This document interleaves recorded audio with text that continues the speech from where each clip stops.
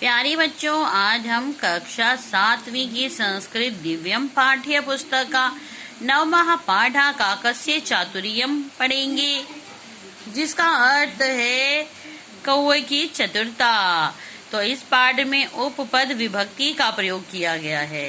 तो जब विभक्ति सामान्य कारक चिन्हों का अनुसरण न करते हुए किसी भी विशेष अव्यय अथवा धातु के प्रभाव से अन्य कारक चिन्हों यानी कि विभक्ति के साथ चलती है, तब वह उपपद विभक्ति कहलाती है।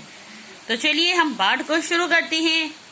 एकदा सुंदर वने एकस्य विशाल वृक्षस्य शाखायां काक दंपति निज शावके सह सुखेन प्रतिवस्तः स्मः।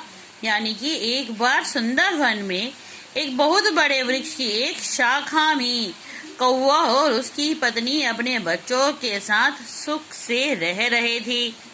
तो प्रतिदिनम शाम के भय आहारम अन्यतः स्मः। वे दोनों प्रतिदिन बच्चों के लिए भोजन लाया करते थे।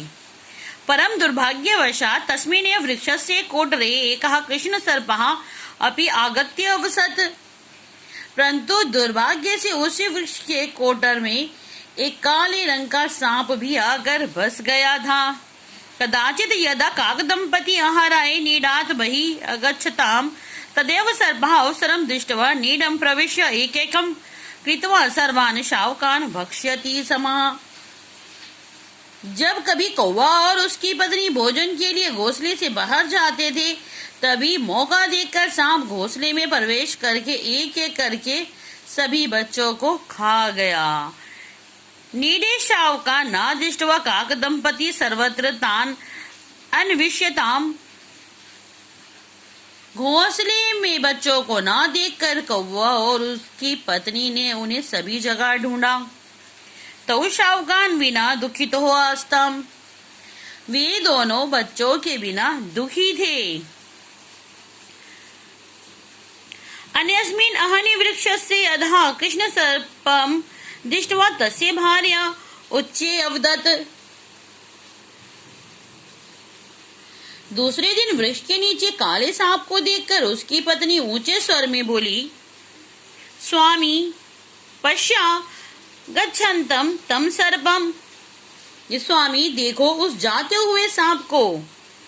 नूनम एषा सर्पा एव आव्यो शावकान अखादत। निश्चय ही इस सर्प ने ही हमारे बच्चों को खाया है। काका अवदत, कौवा बोला, दिक्तम दुष्टम सर्पम, उस दुष्ट सांप को धिक्कार है।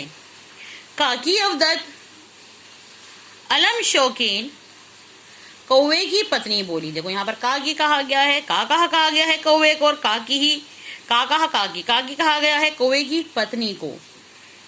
अलम शौकीन यानी कि शोक मत करो। इदानीम सर्पस्य विनाशस्य उपायम चिंतयावः। अब हम दोनों सांप के विनाश का उपाय सोचते हैं। तदेव तत्र एका नृपा नद्यां स्नातुम् आगच्छति स्म। तभी वहां पर एक राजा नदी में स्नान करने के लिए आया। तस्य पृष्ठतः सैनिकाः आसन्। उसके पीछे सैनिक थे।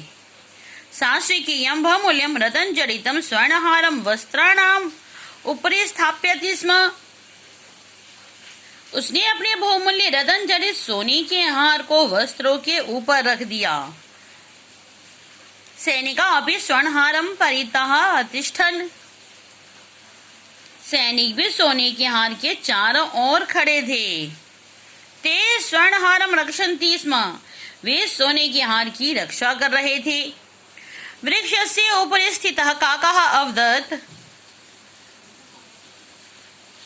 वृक्ष के ऊपर बैठा हुआ कौवा बोला, एम उपायम अचिंत्ययम्। मैंने उपाय सोच लिया। काकस्य भार्या काकम अपृच्छत्।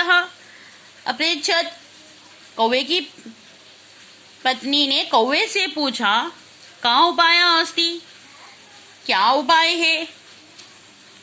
काका अवदत् त्वं केवलं पश्य। कौवा बोला, तुम केवल देखो। काका झटिति स्वर्णहारम आदाय सर्पस्य बिले अक्षिपत। कौवे ने सोने के हार को झट से लेकर सर्प के बिल में फेंक दिया। सैनिका सर्वम अपश्यन् नृपाय च कथयन्।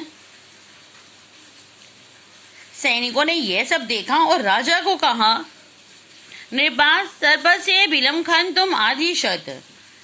राजा ने सांप के बिल को खोदने का आदेश दिया। यथैव सैनिका सर्पस्य बिलम खन्तुम् आरम्भ तथैव सर्पः बिलात् बहिः अधावत्। जैसे ही सैनिकों ने सांप के बिल को खोदना शुरू किया, वैसे ही सांप बिल से बाहर की ओर भागा। सर्वम दृष्ट्वा सैनिका तम अमारयन् स्वर्णहारम च आनयन्। सांप को देखकर सैनिकों ने उसको मार डाला और सोने के हार को ले आए।